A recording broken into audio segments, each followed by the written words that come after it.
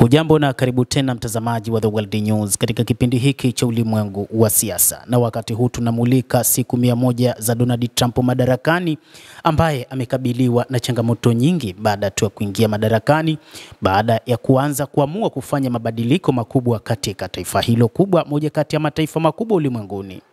Mrepublican Donald Trump amekuwa rais wa Marekani kwa siku 100 hadi kufikia siku ya kesho, siku ya tarehe 30 baada ya kula kiapo mnamo Januari 20 mwaka huu.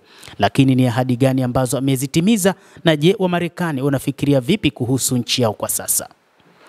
Januari 20 ya mwaka 2025 ndio ulikuwa mwanzo wa urais kwa mara nyingine tena kwa Donald Trump tangu aingie madarakani.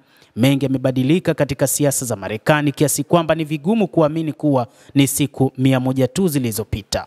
Iwe ni mabadiliko ya kimsingi katika sera ya mambo ya nje ya Marekani au kuweka ushuru kwa bidhaa zinazoagizwa kutoka nje. Hakuna hata siku moja inayopita bila ikulu ya White House kutumika kama chanzo cha habari muhimu za dharura. Utawala huu wa pili wa Donald Trump unaigawanya nchi kuliko hapo awali. Hata wakati hayo yanafanyika, wengi wanauliza, je, ni ahadi ngapi ambazo bwana Trump ametoa kwa wafuasi wake katika uchaguzi wa Novemba mwaka uliopita ambazo hadi wakati huu Marekani imefanikiwa na imeyatimiza? Ahadi ya kwanza ni katika kumaliza vita vya Ukraine. Alipokuwa katika kampeni zake za kutaka urais, alisema kwamba baada ya masaa 24 baada ya kuapishwa atahakikisha vita nchini Ukraine vinatamatika.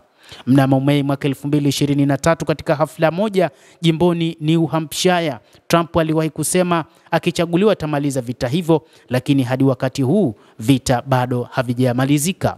Aliwahi kusema, wanakufa Warusi na wa Ukraine, ningesitisha vifo hivyo, ningefanya hivyo katika saa 24, alisema bwana Trump, lakini vita hivyo bado vinaendelea na Trump amelazimika kukiri kwamba hajaweza kumaliza mzozo huo. Utawala wa Trump unashughulikia aina fulani ya suluhisho la upande mmoja, lakini bila uungaji mkono wa washirika wa jadi wa Marekani, na kwa makubaliano yanayoonekana kuwapendeza Warusi kuliko wa Ukraine. Sio Ukraine tu, washirika wa magharibi wa Marekani pia wana wasiwasi kuhusu uliko msimamo wa Trump katika mzozo huo. Lakini jambo la pili ni juu ya kuwatimua wahalifu nchini humo Marekani. Sera ya uhamiaji ilikuwa moja ya masuala ya kampeni ya Trump kwenye hafla mjini New York mnamo Oktoba mwaka 2024, akiahidi kuwa lazima ataanzisha mpango mkubwa kabisa wa kuwafukuza wahamiaji haramu kuwahi kushuhudiwa katika historia ya Marekani. Trump alisema, nitaweka jela wahalifu hawa waovu wanaosababisha umwagaji damu kisha kuwafukuza katika nchi yetu haraka iwezekanavyo. Mpaka sasa mpango huo wa kuwafukuza wahamiaji haramu haujafanyika kwa kasi. Mwezi Februari, ambao ulikuwa wa kuanza kamili tangu kuingia madarakani, serikali ya Marekani iliwafukuza karibu wahamiaji 11,000 katika kipindi hicho, na mwaka 2021 mwezi wa kwanza wa utawala wa Joe Biden idadi ilikuwa 12,000. Na hata hivyo inaripotiwa kuwa watu wachache wanavuka mpaka wa kusini wa Mexico na kuingia Marekani chini ya utawala wa sasa wa bwana Donald Trump. Kuhusu masuala ya kiuchumi, Trump alifanya kampeni akiahidi kuwa uchumi wa Marekani utaimarika chini ya uongozi wake. Moja ya kauli mbiu zake ilikuwa kuifanya Marekani kuwa nafuu tena, kwa maana Make America Great Again, akiamini kwamba uchumi wa Marekani utakuwa kuliko taifa lolote, lakini akisema bei zitashuka katika siku ya kwanza ya atakapoingia serikalini. Lakini pia hii imetokea kwa baadhi ya bidhaa kama vile petroli.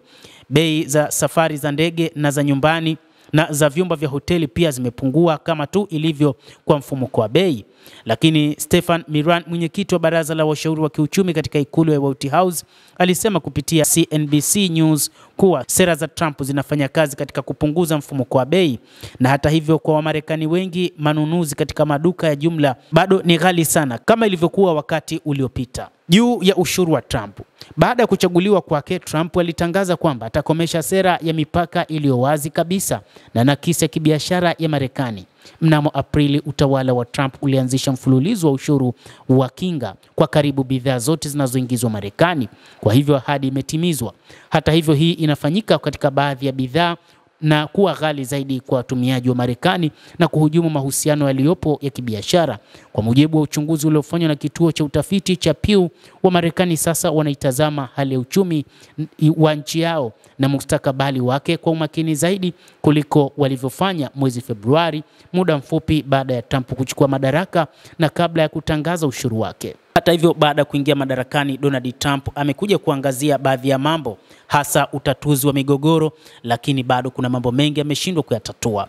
Wakati huu bado Waisraeli wana wasiwasi juu yake, hasa katika ushirika wake wa kufanya mashambulizi dhidi ya Iran, ingawa serikali yake inashiriki kikamilifu katika mapambano dhidi ya Wahuthi huko Yemen, akitangaza kwamba serikali ya Israel inapaswa kutulia na Marekani itapambana na Wahuthi. Na kwa namna moja ama nyingine, bado majeshi ya Marekani yanapambana na wanajeshi wa Kihuthi huko nchini Yemen, licha ya kwamba msuguano umekuwa mkubwa, kwani Wahuthi wamekuwa wakifanya mashambulizi mara kwa mara, licha ya kwamba Marekani yenyewe pia imekuwa ikifanya mashambulizi hayo, lakini bado Israel imekumbana na mashambulizi ya Wahuthi wa Yemen.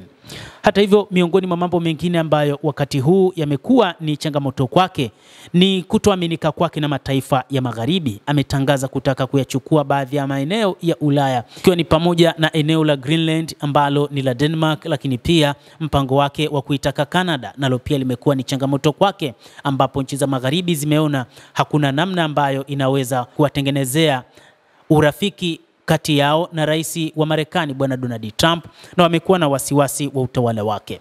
Lakini pia ameziambia nchi za kimagharibi kwamba zinapaswa kuongeza bajeti yao katika masuala ya kiulinzi hadi kufikia 5%. Kuna mambo mengi ambayo yamejiri katika siku 100 za Donald Trump, na kadri siku zinavyozidi kusonga, mambo yanazidi kuwa magumu zaidi na anazidi kutangaza vitu vigumu zaidi na kutengeneza sintofahamu ndani na nje ya Marekani. Endelea kuwa nasi mtazamaji, tutakuwa tukikujuza mengi juu ya kile kinachojiri ulimwenguni. Mimi ni Adam Hussein, endelea kuwa nasi kupitia The World News.